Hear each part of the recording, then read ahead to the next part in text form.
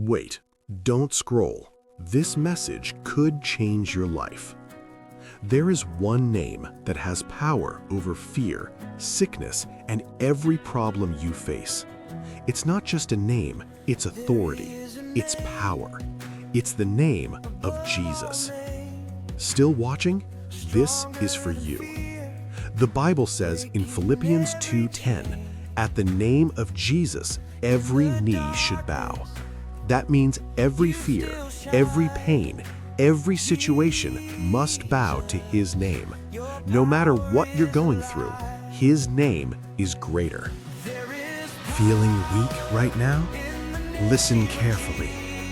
When you feel lost, when anxiety takes over, when nothing makes sense, just say His name, Jesus.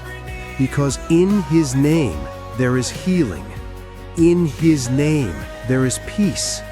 In His name there is freedom.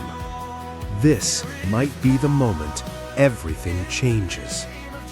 Right now, wherever you are, just whisper His name, Jesus, and believe something is shifting for you. The darkness won't stay, the pain won't last, because there is power in the name of Jesus. Amen.